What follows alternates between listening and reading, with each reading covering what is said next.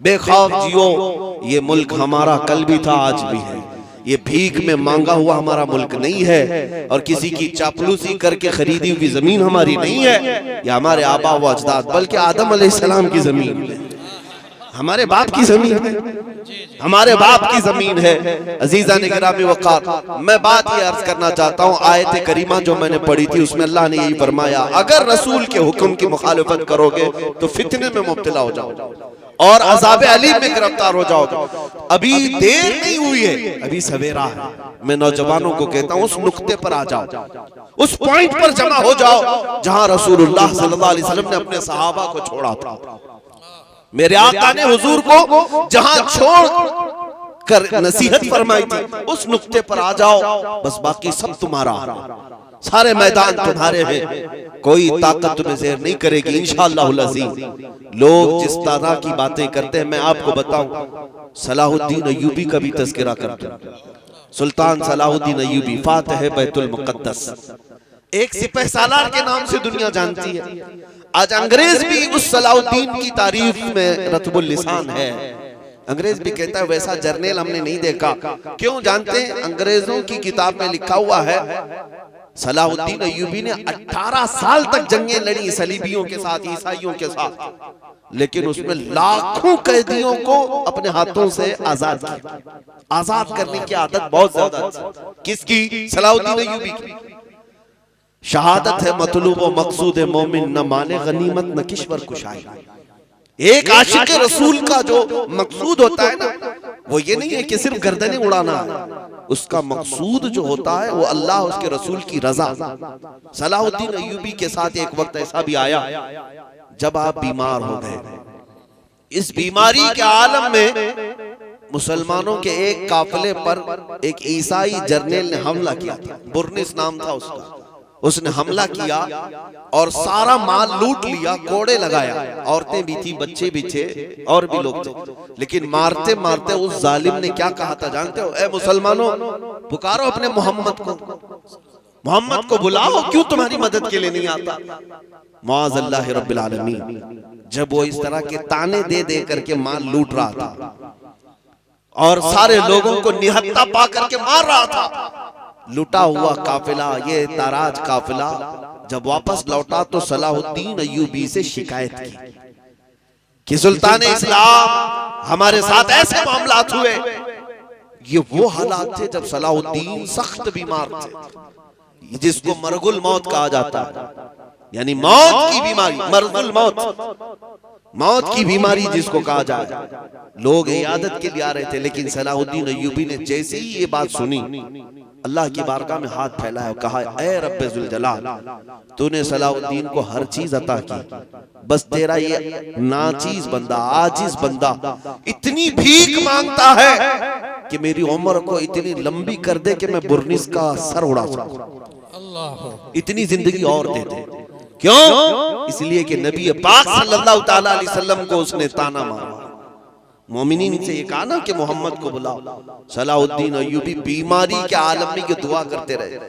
2.5 साल का अरसा गुजरा। 2.5 साल के बाद आप शिफायाब हुए, सेहतमंद हुए, और उसके बाद खड़े हुए और तलवार लेकर के निकले। मोमिनीन की फौज को जगह जगह रवाना किया, मार के हुए। एक दिन वो आ भी गया जब ये बुरनिस हत्ते चढ़ गया मुसलमानों की, गिरफ्तार हो गया। और मुसलमान जब फातिह की हैसियत से बैतुल मुक़द्दस में आए और उस बुरनिस को पकड़ करके लाए, सलाहुद्दीन अय्यूबी की आदत तो थी कि गिरफ्तार कैदियों को रोज आजाद करता था, रोज आजाद करते थे। उस दिन भी जितने कैदी आए थे उनमें से अक्सर को आजाद किया। जब बुरनिस का नंबर आया, उसने कहा ऐ सलाहुद्दीन, तुम्हारी आदत तो हमें पता है कि तुम गिरफ्तार कैदियों को माफी के बाद आजाद कर देते हो, मैं भी माफी मांगता हूं, मुझे अपने वतन जाने दे दो। सलाहुद्दीन अय्यूबी ने एक तारीखी जुमला कहा, ऐ बुरनिस, अगर तुझे मैं माफ कर दिया तो अल्लाह का अजाब मुझे गिरफ्तार कर, मैं अल्लाह के अजाब में गिरफ्तार हो जाऊंगा। तेरी जुबान से मैंने वो नाजेबा कलमा सुना है जिसको एक मोमिन सुन करके जिंदा रहना बेकार समझता। सलाहुद्दीन अय्यूबी ने तलवार लहराई और उसकी गर्दन पर रख करके कहा, आज से 2.5 साल पहले तूने मुसलमानों से कहा था कि बुलाओ मोहम्मद कहाँ है।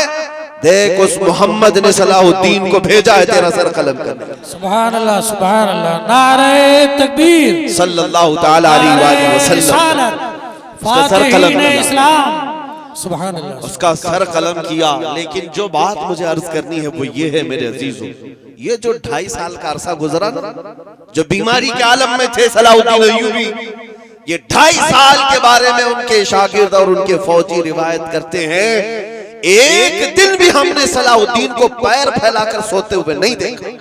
अल्लाह, 2.5 साल तक पैर फैला करके नहीं सोया। बीमार भी थे, लोग कहते कि लंबा सो जाएं, वो कहते जलाल में आकर कि तुम मुझे सीधा सोने की बात करते हो, जबकि मेरे ऊपर अभी फर्ज बाकी है। मेरे नबी पाक को गाली सुभान अल्लाह, उस फर्ज की जब तक सुबुकदोशी ना हो मैं अपने पैर लंबे नहीं करूंगा। ये थे हमारे सलातीन इस्लाम, इनको अल्लाह ताला ने जो फतूहात अता की है वो वफाए मुस्तफा पे अता की है। नबी पाक सल्लल्लाहु ताला अलैहि वसल्लम की वफादारी में मिली है सारी चीज।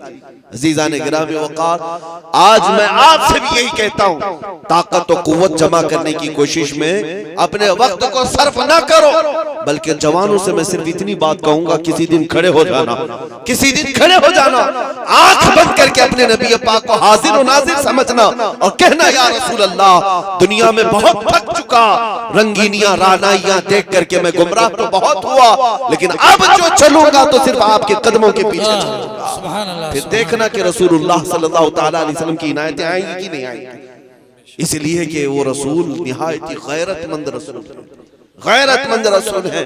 उन जवानों से मैं कहता हूं जो किसी लैला की मोहब्बत में मजनू हो गए, पागल नजर आते हैं, चेहरा लटका हुआ है, महबूबा छोड़कर भाग गई तो ये खुदकुशी करने पर आ गया और शेर और शायरी में जिंदगी गुजारने लग गया। एक साहब आए थे मेरे पास, वो दर्द की दास्तान सुना रहे थे। 4 साल का हमारा रिश्ता था, छोड़कर भाग गई और आप चेहरा लटकाए इधर उधर घूम रहे, शेर और शायरी कर रहे हैं। मैंने यही कहा था ना था, जब दिल देना ही था तो ऐसे को क्यों दिया जो रोज अपना दिल बदल। ये दुनिया है जिसको आला हज़रत ने कहा था, शहद दिखाए जहर पिलाए, कातिल डाइन शोहर कुश, ये अपने शोहर को मारने वाली दुनिया है।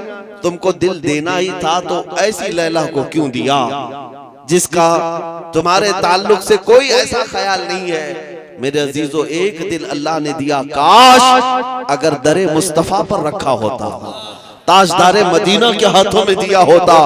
मेरे मुस्तफा की गैरत इतनी है कि तुम्हारी आखिरी सांस तक वो कभी तुम्हारा हाथ नहीं छोड़ते।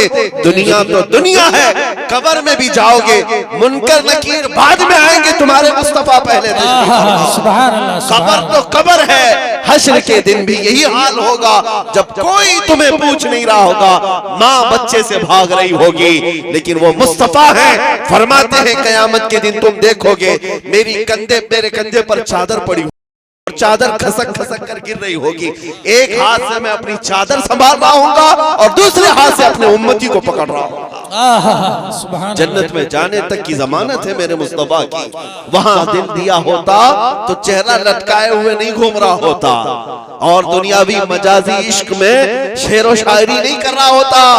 अगर उस दरबार में दिल दिया होता तो फिर फख्र से ये कहता, जान है इश्क मुस्तफा रोज फजू करे खुदा, जिसको हो दर्द का मजा नाजे दवा उठाए क्यों। आओ आशिकों को सुनो, बरेली का आशिक कहता है फिर के गली गली तबाह, ठोकरें सबकी खाई क्यों, दिल को जो अक्ल दे खुदा तेरी गली से जाए क्यों। अजीज़ान गिरामी वक़ार,